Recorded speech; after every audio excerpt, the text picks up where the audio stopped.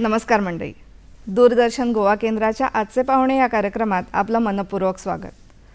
मंडळी, मौखिक वाङ्मय ज्ञान असू दे किंवा संगीतासारखी अभिजात कला, गुरुशिष्य परंपरेतून हे ज्ञान आणि कौशल्य एका पिढीकडून दुसऱ्या पिढीकडे हस्तांतरित करण्याचं एक मोलाचं कार्य घडत असतं.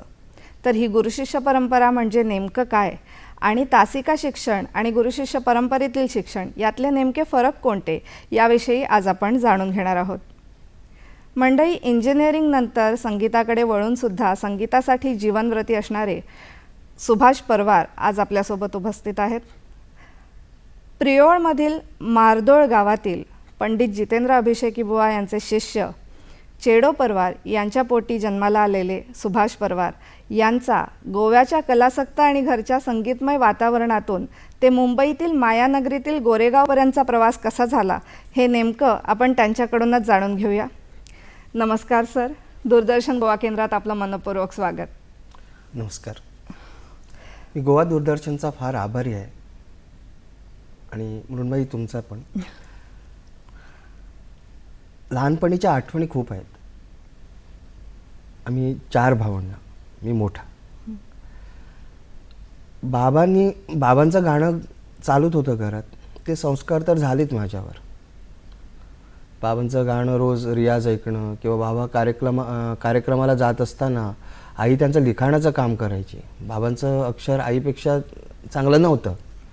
आईचं सुंदर होतं अक्षर. ते सगळं गाणी लिहून द्यायची, बंदिशी लिहून द्यायची. ते आई मी पाहायच होते सगळं काय लिहितं, गाणी लिहितात. मग बाबांचे प्रोग्राम गोवा दूरदर्शनवर लागायचे. तेव्हाच 89-90चा काळ असेल तो. नुकतं सुरू झालं होतं. आकाशवाणीवर बाबांची गाणी लागायची. बाबांचे कार्यक्रम व्हायचे. बाबांच्या कार्यक्रमाला गेलेलो मला क्वचित आठवतं. पण आकाशवाणी दूरदर्शनवर हे कार्यक्रम व्हायचे. बाबांच्या कार्यक्रमांना पण जायचो. ते आपोआप मला वाटायला लागलं की आम्हाला दुसरं काही नाही, आम्ही गाणंच करायचं आहे. हे लहानपणापासून वाटत आलं मला. आणि गाण्याचे संस्कार तर बाबांनी केलेच माझ्यावर. पण त्यात सगळ्यात महत्त्वाचा वाटा मला वाटला आईचा. बाबांच्या गैरहजेरीत, बाबा घरी नसताना जो आईने माझ्यावर फार संस्कार केले. अभ्यासाचे म्हणा, चांगलं वाचन आणि कसं बोलायचं काय, हेच मी आईकडून लहानपणापासून ते आईने मला फार शिकवत गेले आहे.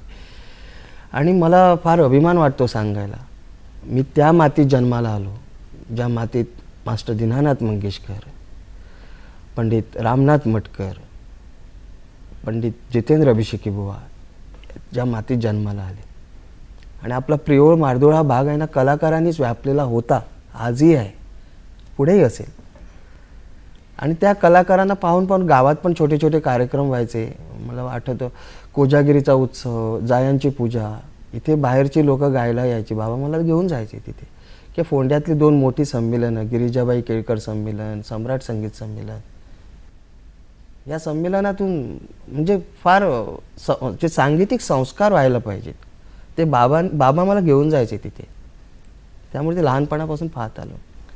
सर, आपण जाणतोच की गोमंत भूमी किंवा गोवा ही एक कलासक्त भूमी आहे आणि अनेक कलाकारांचा जन्म ज्याप्रमाणे तुम्ही म्हटला त्याप्रमाणे प्रियोळ मारदोळ तालुक्यातला आहे. तर घरचे सांगीतिक संस्कार तर होतेच, पण त्याचप्रमाणे एक संगीताचं फॉर्मल एज्युकेशन आपण ज्याला म्हणतो किंवा संगीत शिक्षण, याची सुरुवात कशी आणि कुठे झाली? हां, मला आठवतं की 7 किंवा 8 वर्षाचा असेल मी बाबांकडे शिकायचो. पण बाबांना का वाटलं मला माहीत नाही की त्यांनी मला फोंड्यातील प्रतिभा फ्रेंड सर्कल्स यांचे त्या क्लबचे क्लासेस असायचे आणि तिथे गुरुवर्य कैलासवासी लाडू गावणीकर हे गुरुजी तिथे शिकवायचे. मला आठवतं एक रविवारी ते दुपारचे मला घेऊन गेले होते आणि तिथे माझं पहिलं शिक्षण सुरू झालं. आणि त्या गुरुजीकडे मी विशारदपर्यंतचं शिक्षण घेतलं. त्याच्यानंतर काही काळ गोवा कला अकॅडमीत पंडित वसंतराव काडणीकर यांचंही मार्गदर्शन मला मिळालं. पण तिथे मन जास्त रमलं नाही की माझी 10वी आली परत, म्हणजे 10वीला होतं ना मुलांचं अभ्यास, फक्त अभ्यास अभ्यास अभ्यास, तसं झालं. मग परत 11वी सायन्स, ते 1 वर्ष शिकलो. परत 12वीला सायन्स बंद पडलं. आणि त्याच्यानंतर मला गुरुजी भेटले, गुरुवारी पंडित राजा काळीजी. आणि तिथे माझ्या जीवनाला एक युटर्न म्हणतो आपण, वळण, एक सांगीतिक वळण पण म्हणू शकतो. पूर्ण वळण मिळालं. मग नेमकं संगीतातच करिअर करावं हा निर्णय तुम्ही कधी घेतलात? ॲक्च्युली माझ्या बाबांना वाटायचं की गाणं साईड बाय साईड ठेवून करायचं. हं. आधी काहीतरी अकॅडमी शिकायला पाहिजे. माहीत नाही त्यांना तेही का वाटलं. असेल कदाचित त्यांचे अनुभव असतील पूर्वीचे. आणि 12वीला मला डेंटलचा सेट चुकला 3 मार्कने. मला वाटलं केमिस्ट्रीत कमी पडले म्हणून व्हेरिफिकेशनला पाठवला, ते 3 कमी करून दिले. तर ते कारणीभूत ठरले मी कलाकार व्हायला. मग काहीतरी बाबा म्हणले काहीतरी करायला पाहिजे, आता तू गाणंच कर, पण तरीसुद्धा अकॅडमी काहीतरी करून घे साईडला. म्हणून मी इंजिनिअरिंगचा मार्ग पकडला. पण तेव्हा मनात ठाम झालं होतं मी गाणं करणार. तर विशारद फक्त एक शिक्षण पाहिजे बाजूला म्हणून मी त्या शिक्षणाकडे वळलो, पण गाणं फुल टाईम करणार हे तेव्हा ठरलं होतं माझं. नक्कीच. विशारदपर्यंतचं आपलं शिक्षण गोव्यातच झालं. हो, मग मुंबईकडचा प्रवास कसा? ती एक गंमत आहे. 98चं साल होतं. हां. आदरणीय पंडित जितेंद्र अभिषेकी बुवा हे गेले त्यावेळी, त्यांचं निधन झालं. अच्छा. आणि मंगेशीला त्यांच्या 12व्या दिवशी त्यांच्या सगळ्या शिष्यांचा कार्यक्रम ठरला, त्यांना आदरांजली म्हणून, स्वरांजली. आणि मला याच्या आधी मी ऐकून माहीत होतं की राजा काळे म्हणून कोण आहेत, बाबाकडून ऐकलं. बाबांना मी विचारायचो की अभिषेकी बुवांसारखेच गाणारे दुसरे कोण आहेत. ते म्हणायचे राजा काळे. पण ते कसे दिसतात कोणी पाहिलं नाही, मी पेपरमध्येही पाहिलं नाही कधी. तर मी माझ्या कल्पनेने त्यांचं चित्र केलं होतं डोक्यात. बस तेवढंच मला आठवतं. आणि बुवांच्या 12व्या दिवशी जेव्हा गेलो तेव्हा सगळे लोक दरवाजाकडे पाहतात. हं. एका व्यक्तीची खास एंट्री, हं. आणि काही लोक जाऊन त्यांना नमस्कार करतात. आणि त्यांची हेअरस्टाईल फार रुबाबदार असं व्यक्तिमत्व. मी आधी त्या व्यक्तिमत्वाच्या प्रेमात पडलो. नंतर बाबांनी जाऊन नमस्कार केला. मी म्हटलं कोण आहेत? ते म्हणले हेच ते राजा काळे. मी जाऊन नमस्कार केला त्यांना. हं. तर ते म्हणले एवढा मोठा झाला मुलगा. हे पहिलं वाक्य मी त्यांच्या तोंडून ऐकलं, गाणं नंतर ऐकलं. पण त्यांना पाहता क्षणी मला वाटलं की मी यांना खूप वर्षापासून ओळखतो. अगदी खरं, गुरुजींच्या बद्दल बोलतो, कुठं एकही बोलत नाही. मी त्यांना खूप वर्षापासून ओळखतो. झाले ते बसले, सगळे गाणं सुरू झालं. इतर शिष्यांचं गाणं ते ऐकायला बसले होते आणि मी त्यांनाच पाहत होतो. त्यांना ते ऑकवर्ड वाटत होतं कदाचित. एक माणूस सतत आपल्याकडे पाहिल्यानंतर माणूस हे होतो, तसं त्यांना झालं असेल. मी तिथेच ठरवलं की मी ते कधी सगळ्यात शेवटी गुरुजींचं गाणं झालं. आणि अच्छा. त्यांनी ज्या प्रकारे स्वानंदी राग, त्याच्यानंतर संगीत रस सुरस, सर्वात्मका सर्वेश्वरा, ह्या 3 रचना, स्वानंदी राग तर अप्रतिम झाला होता. ते गात होते आणि समोरचे लोक रडत होती बुवांची आठवणीवर. त्यानंतर संगीत रस सुरस विचारूच नका. ती जमलेली मैफल. त्या दिवशी मी ठरवले मी यांच्याकडे एक ना एक दिवस जाणार शिकायला. आणि त्यानंतर ती एकच मैफल गोव्यातली मी समोर बसून ऐकली. ते आजपर्यंत एकही मैफल समोर बसून नाही ऐकली. सगळ्या मैफली मागेच राहून ऐकली. ते स्वर साथ करत, तंबुऱ्याला साथ करत. नक्कीच. पण इंजिनिअरिंगपर्यंतचं शिक्षण पूर्ण झाल्यानंतर अचानक गाण्याकडे वळताना कधी अशी द्वंद्व अवस्था आली होती का की गाण्यात करिअर नक्की करता येईल नाही, किंवा त्या संदर्भात काय विचार होते? हो, वाटलं ना. ते साहजिकच वाटलं मला. अच्छा. पण जेव्हा इंजिनिअरिंगचा शेवटचा पेपर लिहून दुसऱ्याच दिवशी मी गेलो होतो मुंबईला. गुरुजींनी सांगितलं ते मला आठवतं. मला स्कॉलरशिप मिळाली होती गोवा कला अकॅडमीची. अच्छा. आणि एक नाव मला फार घ्यावंसं वाटतं इथे, जितेंद्र देशप्रभू. ते त्यावेळी व्हाईस प्रेसिडेंट होते गोवा कला अकॅडमीचे आणि गुरुजींचे फार मित्र होते. आता हयात नाहीत. तर त्यांच्या पॅलेसमध्ये गुरुजींच्या मैफली व्हायच्या आणि मी जायचो तिथे. 2005ची गोष्ट आहे. तर गुरुजी तिथेच म्हणले उद्या आपल्याला जायचं आहे मुंबईला, बाबांना सांग उद्या बोलावं. मी बाबांना घेऊन आलो आणि त्या दिवशी शेवटचा पेपर होता माझा. आणि ते म्हणले तुझ्या पोराला घेऊन जातो. तर ते आनंदाश्रू मी बाबांच्या डोळ्यात त्यावेळी पाहिले. पण तेव्हा माझं ठरलं होतं की मी गाणंच करणार. इंजिनिअरिंगसुद्धा केलं असेल बाजूला ठेवून. पण जेव्हा मुंबईहून आलो तेव्हा मला वाटलं की गाणं टिकवण्यासाठी काहीतरी आधार पाहिजे. निश्चित. नक्कीच. पण जसं तुम्ही म्हणालात की तुम्ही मुंबईला गेलात, गुरुजींच्या सोबत तुम्ही राहिलात, 24 तास गुरूंचा सहवास तुम्हाला लाभलेला आहे, तर त्याविषयी काही सांगू शकाल का? म्हणजे गुरु शिष्य परंपरेतलं शिक्षण म्हणजे नेमकं काय, हे जाणून घ्यायची आम्हाला फार उत्सुकता आहे. काय काय काय सांगू असं वाटतं. गुरुजी स्वतः घेऊन गेले मला तिथे. त्यांनी आपल्या मुलाप्रमाणे मला ठेवलं, अगदी अगदी मुलाप्रमाणे. त्यांच्या घरातच राहून शिकलो. काय होतं ना, गुरु शिष्य परंपरा म्हणजे तिथे सगळ्यात एक महत्त्वाची गोष्ट असते, पूर्ण समर्पण पाहिजे तिथे. पूर्ण समर्पित भावनेनं आपण राहिलो पाहिजे तिथे. गुरुजी आपल्यासाठी काय आहेत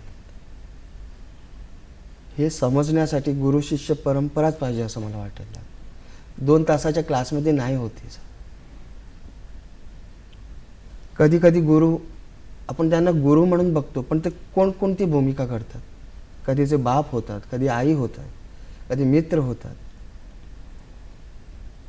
वेगवेगळ्या भूमिकेतून ते आपल्या मागे असतातच. आपण केवळ त्यांना एक व्यक्ती म्हणून पाहिलं तर तुम्ही जेवढं पाहिलं तेवढंच तुम्हाला मिळेल. ब्रॉड अँगलने पाहायला पाहिजे असं मला वाटलं. आपण ही अपेक्षा करतो की आपल्याला मित्र, आई, बाप सगळे कोण अशा आपण कुणाकडे बघतो, देवाकडे पाहतो. बरोबर. तीच भूमिका ते करतात. म्हणून वेगळा देव पाहायची गरजच नाही. वाह. वेगळा देव पाहायची गरजच नाही. ते मी तिथे अनुभवलं. नक्कीच. गाणं शिकण्याआधी 2 तासाच्या क्लासमध्ये नाही होते. गुरु शिष्य परंपरेत आपण सांगीतिक मूल्यांना महत्त्व देतो फार. मला तिथे ना गाणं शिकण्याआधी गाण्याकडे कसं बघावं, आपला दृष्टिकोन कसा असावा, स्वतःचा स्टेटस काय आहे, आपल्याला कुठे जायचं आहे, हे सगळं मला तिथेच कळायला लागलं. मी काय आहे, मला काय करायचं आहे. हे 2 तासाच्या क्लासमध्ये नाही होत. मला गुरुजींनी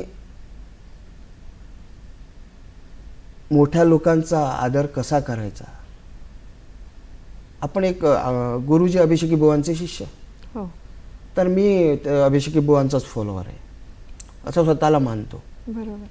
पण माझी कल्पना झाली होती की माझे गुरुजी पंडित राजा काळे हे पण फक्त अभिषेकी बुवांनाच फॉलो करत असतील म्हणून त्यांचं गाणं तसं आहे. पण तिथे गेल्यानंतर मला ते सगळं नवल वाटलं.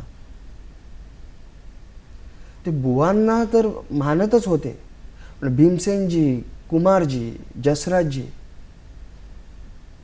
यांना ते किती आदराने पाहायचे आणि तेही त्यांना खूप मानायचे. नंतर मला कळलं. अच्छा. भीमसेनजींचे फार आवडते गुरुजी, जसराजींचे आवडते, हे मी पाहिलं. कुमारजींना मी नाही पाहिलं, पण त्यांच्या हिस्से मी ऐकले. गाण्याकडे कसं पाहावं, एखादी रचना आपली करून कशी गावी. आपण दरवेळी गुरूंना कॉपी पेस्ट नाही करू शकत, कारण ते त्यांची अनुभूती असते. त्यांच्या जागा, त्यांच्या भावना, भाव जे येतात गाण्यातून ती त्यांची अनुभूती आहे ना. बरोबर. एक ठराविक लेवलपर्यंत आपण ती कॉपी करून मी गुरुजींची कॉपी घेतो, आनंद असतो. पण नंतर ते जातं सगळं. ते त्यांनी मला आधीच शिकवलं नाही, मी त्यांच्या सहवासातून शिकत गेलो. कुठलीही रचना आपली करून कशी गावी आणि ती लोकांना फार आवडते. ती आपलीच होते. मग एखाद्या व्यक्तीवर आपण जीवापार प्रेम केल्याशिवाय ती व्यक्ती आपली नाही होत. तसंच गाण्याचं आहे. गाण्यावर जीवापार प्रेम केल्याशिवाय, त्या रागावर प्रेम केल्याशिवाय, त्या रचनेवर प्रेम केल्याशिवाय आपली नाही होऊ शकत. असं मला ते तिथे अनुभव. नक्कीच. सहवासातलं शिक्षण ही एक विलक्षण अनुभूती आहे. हे निश्चितपणे तुमच्या अनुभवावरनं, इतका संपन्न अनुभव तुम्हाला त्यातून जाणवतंय. आणि जसं तुम्ही म्हणालात की पंडित राजा काळे किंवा पंडित जितेंद्र अभिषेकी यांचंच गाणं नाही ऐकलं, इतरांचंही गाणं ऐकलं, तर हे संस्कार नेमके म्हणजे आपण पाहतो की घराणे पद्धती संगीतात मुख्यत्वे आहे किंवा एक एका घराण्याला आपण जोडून चालायचं किंवा हे आत्तापर्यंत चालू आहे, तर यामध्ये तुम्हाला हे जास्त धाडसाचं वाटलं नाही का की सगळ्या गायकांचं गाणं ऐकून ते फॉलो करणं? ते संस्कार माझे तिथेच झालेत ना. अच्छा, त्याविषयीचे अनुभव काय हो, होते? म्हणजे तेच सांगतो ना मी, डोक्यात कल्पना घेऊन गेलो होतो की गुरुजी म्हणजे फक्त अभिषेकी बुवांचे फॉलोअर, ते त्यांचंच गाणं त्यांच्यासारखेच गातात. कुमारजी ऐकायला त्यांनी दिले, कुमारजींची बायोग्राफी वाचायला त्यांनी दिली, भीमसेनच्या गाण्याचं प्रेम मला, त्यांचं ते रहस्य मला सांगितलं काय, त्यांची बायोग्राफी वाचायला लावली. जसराजींच्या कित्येक बंदिशी त्यांनी मला शिकवल्या, कुमारजींच्या बंदिशी शिकवल्या. आणि गुरुजींनी मला असं नाही कधी सांगितलं आम्ही we are the followers Abhisheki Buwa, तू इतरांचं नाही ऐकायचं, ऐकलं तरी कमी ऐकायचं, असं कधी नाही सांगितलं. तर अजूनही ते मुद्दा म्हणून गोव्यात कोणाचं गाणं झालं तर दुसऱ्या दिवशी मी कॉल केला तर कसं झालं गाणं, काय गायले, सगळं विचारपूस करतात.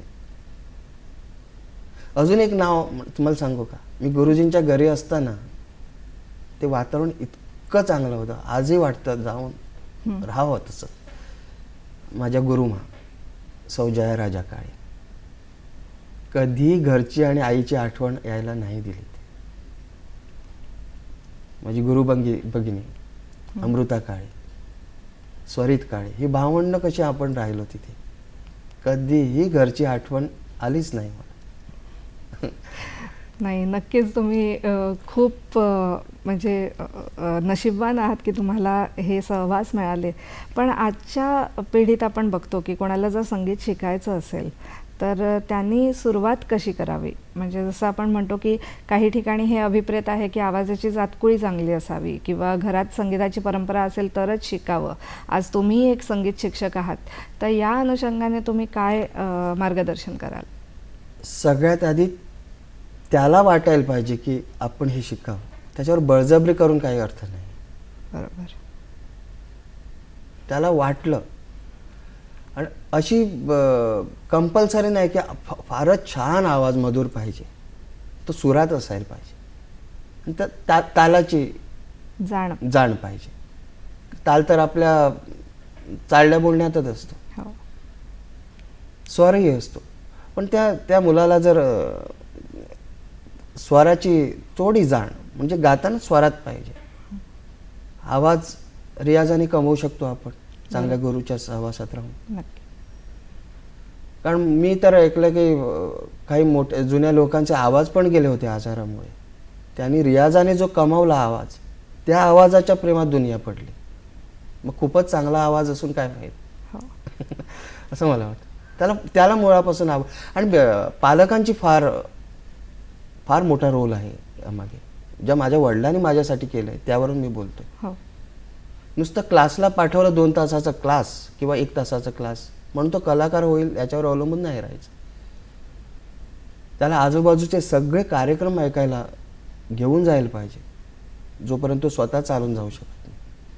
तेच संस्कार असतात. मोठमोठ्या लोकांना पाहणं, जवळून पाहणं, जवळून ऐकणं, ते कधी विसरू नाही शकत. माझ्यावरून सांगतो. हो सर, शास्त्रीय संगीतासोबतच तुम्ही संगीत रंगभूमीवरही काम केलं, तर शास्त्रीय आणि सुगम यातला नेमका तुमचा आवडता प्रकार कोणता? मी दोन्ही प्रकारावर तेवढंच प्रेम करतो. असं नाही आहे की शास्त्रीय संगीताचं सारेगम वेगळं आणि सुगम संगीताचं वेगळं, असं नाही. जगातलं कुठलंही संगीत असेल तर 7 स्वरांचंच आहे. फक्त मला एवढं वाटतं की शास्त्रीय संगीताची जी बेस भक्कम झाल्यानंतर जो सुगम संगीत गायला फार सोपं पडतं, समजायला सोपं पडतं, त्याची ग्रामर समजायला सोपं पडतं. आणि दोन्ही गाताना भाव तर पाहिजेतच. असं नाही की भावसंगीत, नाट्यगीत हे सगळं भावप्रधान गायचं आणि शास्त्रीय संगीत भावविरहित गायचं, असं नाही. दोन्ही गोष्टीत भाव पाहिजेत. आपण एखादी बंदिश गातो म्हणजे नेमकं काय करतो? नुसता राग नाही गात ना, त्याच्यात त्या रागाच्या बंदिशीला माध्यम ठेवतो आणि रागाचा विस्तार आपण करत राहतो, राग जस्टिफाय करतो. आपल्याला जो गुरुजीकडून जो काय समजला, इतर बुजुर्गांचा आपण ऐकला, त्यात आपण थोडा विचार केला आणि आपल्याला जेवढा समजला तो राग आपण त्या बंदिशीचा आधार घेऊन आपण सांगत जातो, हा राग इतका मला समजला. तिथे आपल्याला फार मोकळीक असते ना. आणि भावसंगीतात तर भाव पाहिजेतच. आणि ज्याला रागाची जाण आहे तो भावसंगीत अजून फुलून गाऊ शकतो, किंवा कुठल्याही सुगम संगीताचा प्रकार. त्याला वेगळं शिकायची गरज पडत नाही. मला तर अजिबात शिकवलं नाही. अभंग, नाट्यगीतं, भावगीतं बुवांची कुणाची गुरुजींनी वेगळी कधी शिकवलीच नाही. ती त्यांच्या सहवासात राहूनच शिकवलं. मला क्लासिकल, त्याचाच अभ्यास व्हायचा रात्रंदिवस. मग ह्या अशा वातावरणात असताना जसं तुम्ही म्हणालात की शास्त्रीय असो किंवा सुगम, भाव हा दोन्हीकडे महत्त्वाचा, अगदी रागांमध्ये सुद्धा. हो. तर मग तुमचा आवडता असा कुठला राग विशेष काही सांगू शकाल का? सगळेच राग आवडते, पण आवडता म्हणण्यापेक्षा ज्या रागाला मी फार घाबरतो, अच्छा. आदरही करतो, फार घाबरतो, राग यमन. यमन. यमन. कारण तो कुठलेही भाव घेऊन येतो, कुठलेही भाव घेऊन येऊ शकतो. तो आज गायलेला यमन मी उद्याच गायलो तर कालच्यासारखाच नाही होणार. काही राग असे असतात त्यांची एक फ्रेज गायली की तो राग दिसतो समोर. कित्येक राग आहेत, त्याची एक अमुकच एक फ्रेज आहे, तेवढीच गायली तरी तो राग असा दिसतो खोलून. पण यमन रागाची नेमकी फ्रेज कुठली हे मलाही अजून कळत. जेव्हा जेव्हा यमन गातो तेव्हा वेगवेगळाच यमन होऊन जातो. वेगवेगळ्या रचनाकारांच्या वेगवेगळ्या बंदिशी वेगवेगळा यमन सांगत जातो. तो त्याचं म्हणजे काही राग असे आहेत की बाबा ते एक गंभीर दिसतात गायल्यानंतर. करुण रस तेवढा अभ्यास नाही रसाचा, पण काही राग सिरियस, करुण, काही रोमॅन्टिक असं वाटतं. पण यमनचा भाव नेमका कुठला आहे? कारण वेगवेगळ्या बंदिशी गायला तरी तो वेगवेगळंच रूप घेऊन येतो. बंदिशी सोडत वेगवेगळ्या वातावरणात गायलो तर, वेगवेगळ्या मानसिकतेत गायलो तरी तो वेगळं होऊन येतो. आपल्या बोलण्यात सुद्धा भाव असतो ना, तेव्हा कळतं आपल्याला याचा मूड चांगला नाही याचा. तेव्हा यमन गाताना सुद्धा कळतो याचा मूड कसा आहे. कधी कधी दगा पण देतो यमन. प्रोग्रामला जमत नाही, घरी आल्यानंतर छान सोबत देतो, पण तेव्हा आपल्यावरच घ्यायचं मी कुठे चुकलो का. एखादा आपण राग गातो ना, जे मला वाटलं ते सांगतो मी. हा राग मी आज असा असा गाऊन येणार नाही बोलू शकत मी. आम्ही त्यांच्यावर अधिकार नाही करू शकत. त्यांना शरण जावं लागतं. आज माझ्या गळ्यातून ये, माझी लाज राख. हो, त्यानंतर तो खुलतो. त्यानंतर तो खुलतो. तात्पुरता तो तुम्ही स्वतः यमन होता, आपलं रूप तो देत असेल आपल्याला. तुम्हाला आवडलेली एखादी बंदिश सांगू शकाल का? खूप बंदिश आहेत यमनच्या, पण एक नवीन बंदिश म्हणजे पंडित रामाश्रयजांची मला आवडते फार. एक दोन लाईनी गाऊन दाखवतो. नक्की.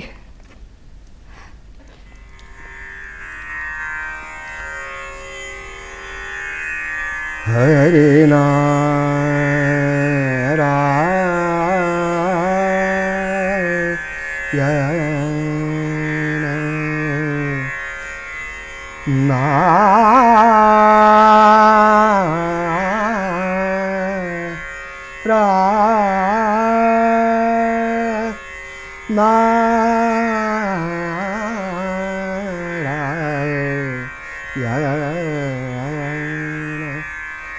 निरख निरख सखी गगन मंडल में. निरख निरख सखी गगन मंडल में. अनुज सहित सिया राम आवत अवध विमान चढ़े. निरख निरख सखी गगन मंडल में. निरख निरख सखी गगन मंडल. यमन कल्याण. किती सुंदर रचना आहे, म्हणजे कल्पना पंडित रामाश्रय झा, ज्यांना रामरंग म्हणून ओळखलं जातं. अच्छा. त्यांनी रामाचं वर्णन केलंय की लंकेतून युद्ध जिंकून जेव्हा राम येतो ते वर्णन केलंय त्यामध्ये. निरख सुंदर. निरख सखी. खूप सुंदर. म्हणजे आपण म्हणतो ना, कलाकाराचं एकूण सानिध्य मिळाल्याचं जाणीव तेव्हाच होते की जेव्हा त्याला आपण कलेचं प्रदर्शन करताना पाहतो. हो. हे आत्ता अनुभवता आलं, खूप छान वाटलं. आणि जसं तुम्ही म्हणालात ना की भाव हा खूप गरजेचा आहे, महत्त्वाचा आहे, तर मला असं विचारावंसं वाटतं की हे भाव नेमके येतात कुठून? मनाच्या गाभाऱ्यात. अजून कुठून काय होतं, कलाकार आपल्या सांगीतिक प्रवासात अनेक सुखदुःख भोगत असतो. काही क्षण असे असतात तो इतरांशी शेअर नाही करू शकत. ते काय करायचे? तो संगीतात मला असंही वाटतं की जो संगीतात असतो ना तो एकटा कधीही नसतो.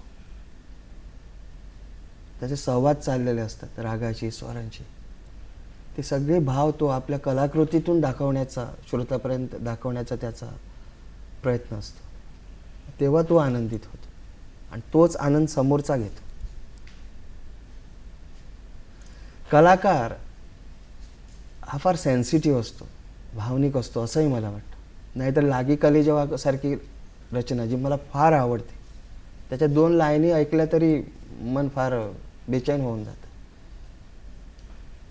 लागी कले जेव्हा कटारसारखी बंदिश रचना झालीच नसती. खरं आहे.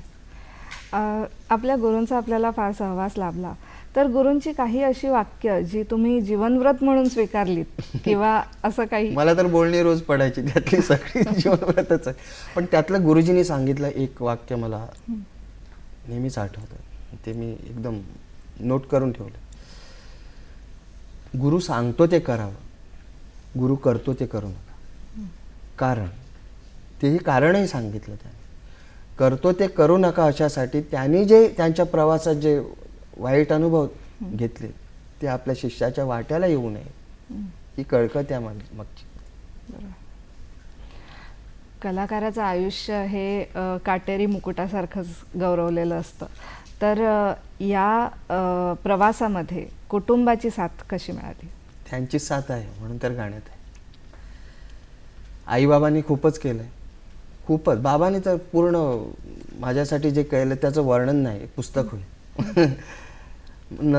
हल्ली सुद्धा घरची माझी मिसेस, माझी बायको दीप्ती, माझं गाणं ती स्वतः कथक डान्सर पाहिजे तर तिनंही डान्स केला असता.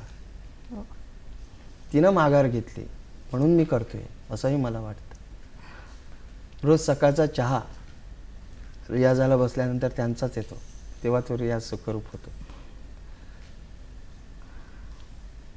कुटुंबाची साथ तर आहेतच. आई बाबा, मिसेस, मित्रमंडळ आहेत, त्यांना विसरू नये कधी.